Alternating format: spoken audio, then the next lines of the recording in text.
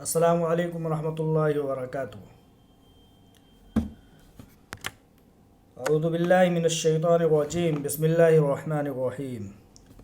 ومثل الذین کفروا کمثل الذی ینعق بما لا يسمع الا دعاء ونداء صم بکم عمی فهم لا یعقلون۔ سورہ بقرہ آیت نمبر 171۔ اور ان کافروں کو ہدایت کی طرف بلانے کی مثال ایسے چرواہے کی سی ہے جو کسی ایسے جانور کو پکارے جو سوائے پکار اور آواز کے کچھ نہیں سنتا۔ یہ لوگ بہرے، گونگے، اندھے ہیں، سو انہیں کوئی سمجھ نہیں۔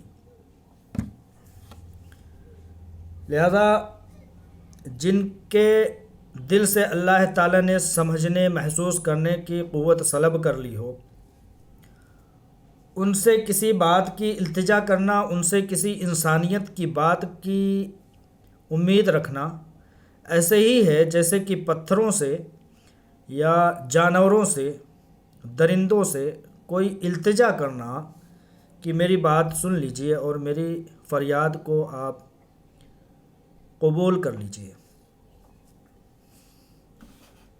یہ بات مجھے کچھ یوں کہنا پڑ رہا ہے کہ سر جھکاؤ گے تو پتھر دیوتا ہو جائے گا، سر جھکاؤ گے تو پتھر دیوتا ہو جائے گا، اتنا مت چاہو اسے وہ بے وفا ہو جائے گا۔ ہم بھی دریا ہیں، ہمیں اپنا ہنر معلوم ہے، ہم بھی دریا ہیں، ہمیں اپنا ہنر معلوم ہے، جس طرف بھی چل پڑیں گے راستہ ہو جائے گا۔ کتنی سچائی سے مجھ سے زندگی نے کہہ دیا، کتنی سچائی سے مجھ سے زندگی نے کہہ دیا، تو نہیں میرا تو کوئی دوسرا ہو جائے گا۔ میں خدا کا نام لے کر پی رہا ہوں دوستو، میں خدا کا نام لے کر پی رہا ہوں دوستو، زہر بھی اس میں اگر ہوگا تو دوا ہو جائے گا۔ سب اسی کے ہیں ہوا، خوشبو زمین و آسماں، سب اسی کے ہیں ہوا، خوشبو زمین و آسماں، میں جہاں بھی جاؤں گا اس کو پتہ ہو جائے گا۔ اللہ تبارک و تعالیٰ اس چیوٹی کی حالت، جو کالی چیوٹی کی بھی حالت جانتا ہے، جو کالی چیوٹی کالے پتھر پر کالی راتوں میں پتھروں پر چلتی ہے، اللہ تعالیٰ اس کی بھی آواز، چلنے کی آواز کو سنتا اور محسوس کرتا ہے، اس کی روزی روٹی کا بندوبست کرتا ہے۔ اللہ تبارک و تعالیٰ بہت بڑے پتھر کے چٹان کے اندر جو کوئی ایک جانور ہوتا ہے، جو جاندار ہوتا ہے، اس کی بھی روزی روٹی کا بندوبست کرتا ہے۔ میں یہ سب باتیں کیوں کہہ رہا ہوں؟ مایوسی کے عالم میں کہہ رہا ہوں۔ ہمارے ہیرا گروپ آف کمپنیز میں آپا ڈاکٹر نوہرہ شیخ صاحبہ کے سپورٹ میں ایک پلیٹ فارم پر کھڑے ہوئے لوگ، ان کے من میں کیا ایسی بات گونجتی ہے کہ جا کر کے وہ پہلے آپا ڈاکٹر نوہرہ شیخ صاحبہ سے ملتے ہیں اور پھر آپا ڈاکٹر نوہرہ شیخ صاحبہ سے دریافت کرتے ہیں کہ آپا ہمیں دشمنوں سے ملنے کی اجازت دیجیے۔ آپا بہت بڑی دور اندیش ہیں بھائیوں۔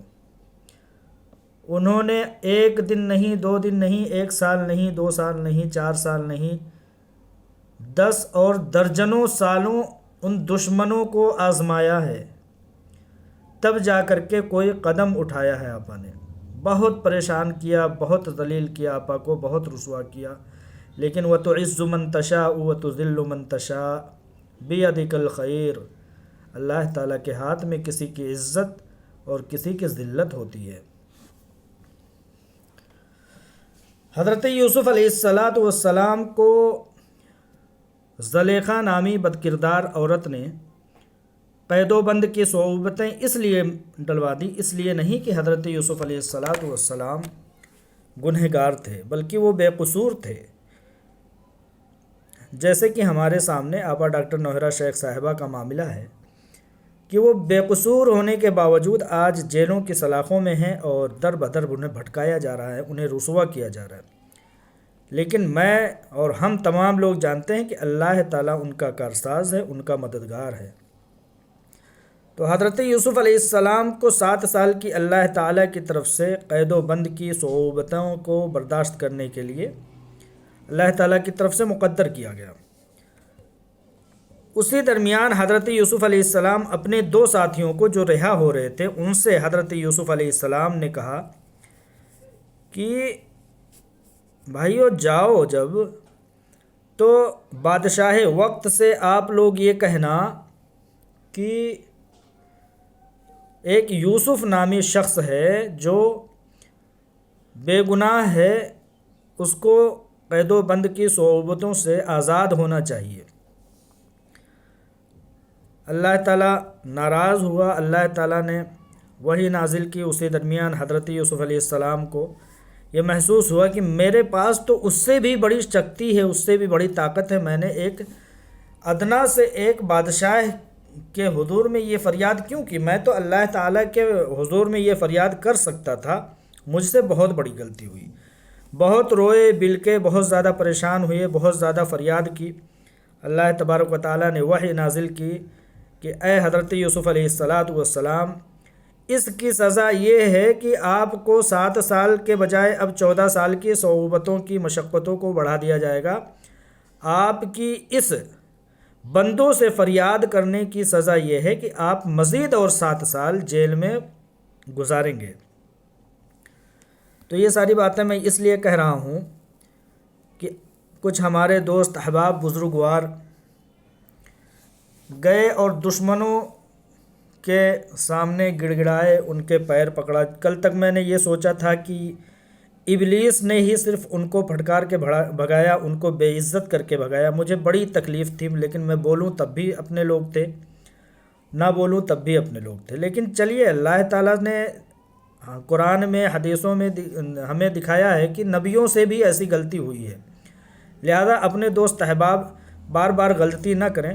حضرت یوسف علیہ السلام نے توبہ کی، اللہ تعالیٰ نے توبہ قبول کر لیا، کیونکہ حضرت یوسف علیہ السلام نے کسی ادنا سے شخص سے یہ کہا تھا، بادشاہ سے، کہ آپ ہماری بے گناہی کو سمجھیے۔ اللہ تعالیٰ ان کی بے گناہی کو جانتا تھا، لیکن حضرت یوسف علیہ السلام پھر بھی انسان تھے، نبی تھے، ان سے غلطی ہوئی۔ اللہ تعالیٰ نے 7 سال کی مزید اور سزا بڑھا دی۔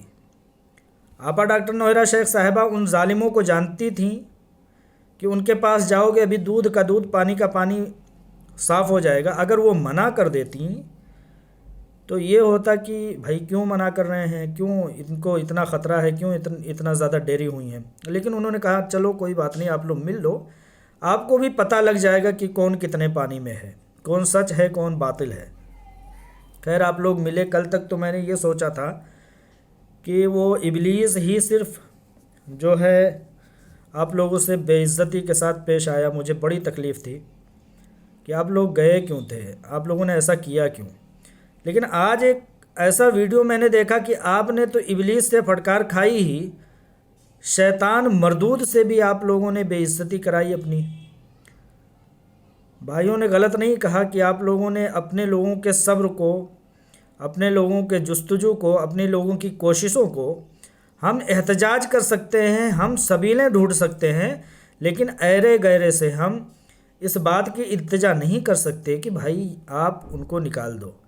دیکھیں اللہ تعالیٰ کارساز ہے، اللہ تعالیٰ نے وہاں تک پہنچایا ہے تو باہر بھی لے کر کے آئے گا۔ ان کی کیا حیثیت ہے ان سب ایرے غیروں کی؟